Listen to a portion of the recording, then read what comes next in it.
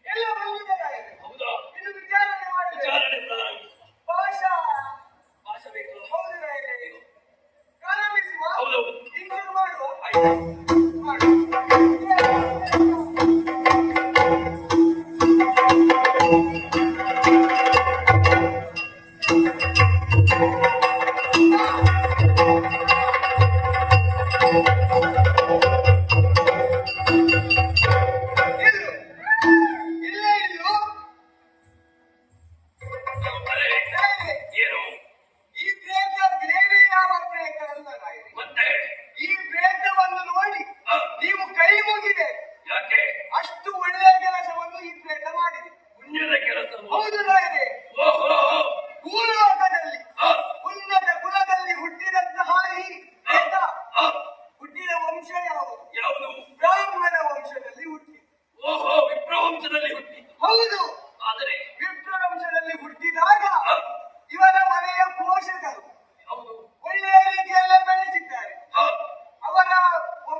ರೀತಿಯಂತೆ ಬ್ರಹ್ಮೋಪದೇಶವೆಲ್ಲವನ್ನು ಮಾಡಿ ಅವರ ಯಜನಗಳ ಏನೆಲ್ಲ ಮಾಡಬೇಕು ಅದನ್ನೆಲ್ಲವನ್ನು ಕಲಿಸಿಕೊಟ್ಟು ಒಳ್ಳೆಯ ಬ್ರಾಹ್ಮಣನಾಗಬೇಕು ಎಂಬ ಹಾಗೆ ಅವರ ಪೋಷಕರ ಉದ್ದೇಶ. ಸಂಸ್ಕೃತ ಕುಟುಂಬದಿಂದ ಬಂದಂತಹ ಪ್ರೇತ. ಹೌದು. ಈ ಪ್ರೇತ ಮುಂದುವರಿದು ಬೆಳೆದು ಎಲ್ಲ ದಾನಗಳನ್ನು ಮಾಡಿದಂತಹ ಮಹಾತ್ಮ ಪ್ರೇತ ಇದು. ಕನ್ಯಾದಾನ, ವಿದ್ಯಾದಾನ, ಅನ್ನದಾನ ಹೀಗೆ ಹಲವಾರು ರೀತಿಯ ದಾನಗಳನ್ನು ಮಾಡಿ ಪಾಪವನ್ನು ಮಾಡದೆ ಪುಣ್ಯದ ಕೆಲಸವನ್ನೇ ಮಾಡಿದೆ. ಆದರೆ ಕೊನೆಗೆ ಏನು ಮಾಡುವ? ಏನಾಯ್ತು? ಒಳ್ಳೆಯವರಿಗೆ ಕಾಲ ಅಲ್ಲ ಭೂಲೋಕದಲ್ಲಿ. ಅದು ಹಾಗೆ ಹಾಗೆ ಯಾರು ಪುಣ್ಯಾತ್ಮರಿದ್ದಾರೋ, ಯಾರು ಎಷ್ಟು ದಾನ ಮಾಡುತ್ತಾರೋ ಅವರಿಗೆ ಭೂಲೋಕದಲ್ಲಿ ಬದುಕುವಂತಹ ಅವಕಾಶವೇ ಇಲ್ಲ, ಕಡಿಮೆ ಆಗಿದೆ. ಹಾಗೆ ಈ ಪ್ರೇತದ ಮಕ್ಕಳು, ಮೊಮ್ಮಕ್ಕಳು, ಹೆಂಡತಿ ಮಕ್ಕಳ ಜೊತೆಗೆ ಇದ್ದು ಕೇಶವ, ಮಾಧವ, ಗೋವಿಂದ ಎಂಬ ಹಾಗೆ ಹೇಳಿ ಪ್ರಾಣವನ್ನು ಬಿಟ್ಟು ಇಲ್ಲಿ ಬಂದಿದೆ. ದೇವನಾಮ ಸ್ಮರಣೆಯಿಂದಲಾಗಿ ಪ್ರಾಣ ಹೋಗಿದೆ. ಹೌದು. ಹಾಗಾದರೆ ಪುಣ್ಯದ ಫಲವಿದೆ. ಪುಣ್ಯದ ಫಲ ಉಂಟು. ಹಾಗಾದರೆ ಎಲ್ಲಿಗೆ ಕಳುಹಿಸುವುದು? ಎಲ್ಲಿ?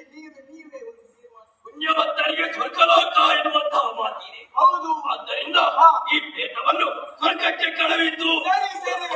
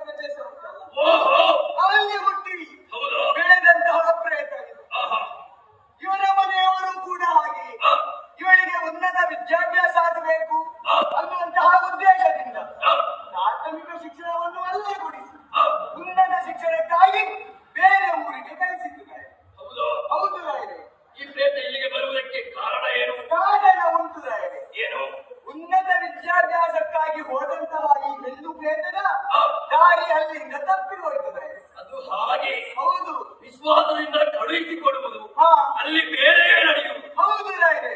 ಏನಾಯ್ತು ವಿಚಾರ? ಇವಳು ಬೇರೆ ಪ್ರಾರಂಭ ಮಾಡಿದ್ದು ರಾಯರೇ. ಏನು ಪ್ರಾರಂಭ?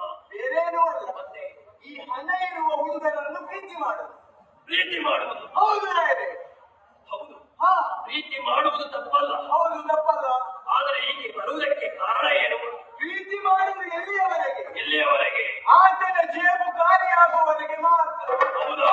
ಜೇಬು ಖಾಲಿ ಆಯ್ತಾ ಅವನನ್ನು ಬಿಡುವುದು, ಇನ್ನೊಬ್ಬರನ್ನು ನೋಡುವುದು. ಕೇವಲ ಕಪಟದ ಪ್ರೀತಿ. ಹೌದು. ಇವನ ಪ್ರೀತಿಯ ಬದಲಾವಣೆ ಎಲ್ಲಿಯವರೆಗೆ ಮುಟ್ಟಿದ್ದು ಅಂತ ಹೇಳಿದ್ರೆ, ಮೊದಲು ವರ್ಷಕ್ಕೊಂದು ಬದಲಾವಣೆ ಮಾಡ್ತಾ ಇದ್ರು ಈ ಹುಡುಗರು. ನಂತರ ಮುಂದುವರಿದು 6 ತಿಂಗಳಿಗೊಮ್ಮೆ ಬದಲಾವಣೆ ಮಾಡಲಿಕ್ಕೆ ಶುರು ಮಾಡಿದ್ರು. ಅರ್ಧ ವರ್ಷ ಮುಂದುವರೆದು 3 ತಿಂಗಳಾಯ್ತು, ತಿಂಗಳೇ ಆಯ್ತು, ವಾರಕ್ಕೊಂದನ್ನು ಪ್ರೀತಿ ಮಾಡಲಿಕ್ಕೆ ಶುರು ಮಾಡಿದ್ರು. ವಾರಕ್ಕೊಂದೊಂದು ಬದಲಾವಣೆ. ಹೌದು ರಾಯರೇ. ಇದು ಪ್ರೀತಿ ಅಲ್ವಾ? ಪ್ರೀತಿಯಲ್ಲ, ಹಣವನ್ನು ಕಸಿದುಕೊಳ್ಳುವುದಕ್ಕೆ ಪ್ರೀತಿಯ ನಾಟಕ. ಉದ್ಯೋಗವ? ಉದ್ಯೋಗ ಅಲ್ಲ, ಮತ್ತೆ ಒಂದು ಹವ್ಯಾಸದ ಹಾಗೆ ಒಂದು ಮಾಡಿಬಿಡು. ಹೌದು. ಹೌದೌದು. ಈ ವಿಷಯ ಇವರ ಮನೆಯವರಿಗೆ ಗೊತ್ತಾಯಿತು. ವಿದ್ಯಾಭ್ಯಾಸದಿಂದ ಹಿಂದಕ್ಕೆ ಕರೆಸಿ ಇವರಿಗೊಂದು ಮದುವೆ ಮಾಡಿ. ಹೌದು, ಒಳ್ಳೆಯ ಕುಲದವರ ಹುಡುಗನನ್ನೇ ನೋಡಿ ಮದುವೆ ಮಾಡಿದ್ರು. ಆದ್ರೆ ಏನು ಮಾಡುವ? ಏನಾಯ್ತು? ಇವರ ಚಾಳಿ ಬಿಡ್ತದ? ಅದು ಹಾಗೆ ಅಲ್ವೇನು? ಚಾಳಿ ಬಿಡ್ಲಿಲ್ಲ. ಪಕ್ಕದ ಮನೆಯವರನ್ನು ಪ್ರೀತಿ ಮಾಡಲಿಕ್ಕೆ ಪ್ರಾರಂಭ ಮಾಡಿದ್ರು. ಪಕ್ಕದ ಮನೆ? ಹೌದು. ಇದು ಇವಳ ಗಂಡನಿಗೆ ಗೊತ್ತಾಯಿತು. ಗಂಡನಿಗೆ ಗೊತ್ತಾಗಿ ಏನು ಮಾಡಿದ? ಗಂಡ ಆತ್ಮಹತ್ಯೆ ಮಾಡಿದ. ಗಂಡನೇ ಆತ್ಮಹತ್ಯೆ ಮಾಡಿ ಮತ್ತೆ ಇವಳನ್ನು ಕಟ್ಟಿಕೊಂಡು ಅವ ಏನು ಮಾಡುವುದು?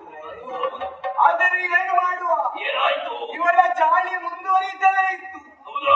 ಹೌದು ರಾಯರೇ, ಹೀಗೆ ಮುಂದುವರಿದು ಗುಣವಾಗದ ಮಾರಕ ರೋಗಕ್ಕೆ ಬಲಿಯಾಗಿ ಇವನು ಸತ್ತೇ ಹೋದ ರಾಯ. ಹಾಗಾದರೆ ಪಾಪ ಮಾಡಿದ್ದಾಳೆ. ಹೌದು, ಹಾಗಾದರೆ ಇವಳನ್ನು ಹೀಗೆ ಬಿಡುವುದಾ? ಬಿಡಬಾರದು. ಸಪ್ತ ತೈಲಕ್ಕೆ ಇವಳನ್ನು ತೂಕಿ ಹಾಕು. ಆದೀತು ರಾಯ, ಆದೀತು.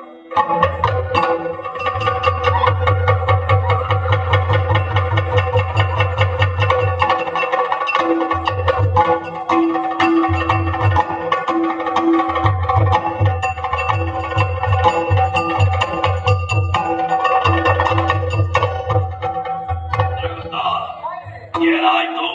ಏನೋ ಪಟ್ಟಿ ಅಂತ ನೋಡ್ತೆ. ನೋಡು ನೋಡು.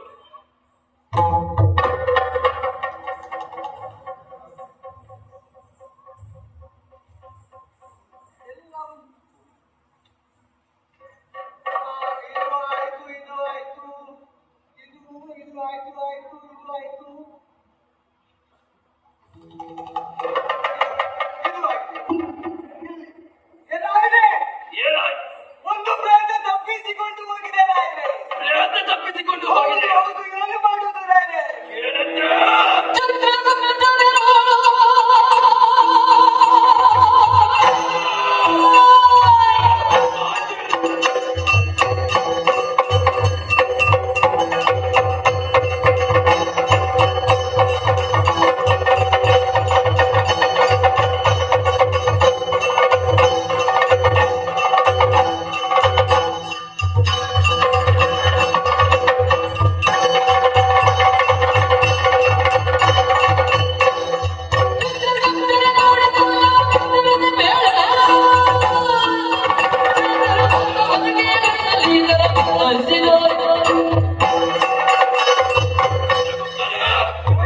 ಎಂತ ಮಾತನಾಡ್ತಾ ಇದ್ದೀರಿ?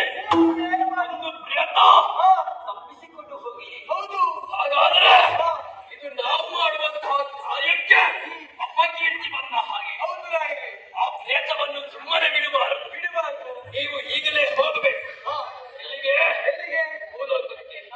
ಆ ಪ್ರೇತಾತ್ಮ ಎಲ್ಲಿಯಾದರೂ ತಿರುಗಾಡುತ್ತಾ ಇದ್ದರೆ ಅದಕ್ಕೆ ಪಾಠವನ್ನು ಹಾಕಿ ನಮ್ಮದಂತಹ ಶೈಲಿಯ ಕರೆ ತರಬೇಕು. ಅಪ್ಪಣೆ ಇದು ರಾಯರೇ. ನಿಮಗೆ ಆಚೆ. ಆದೀತು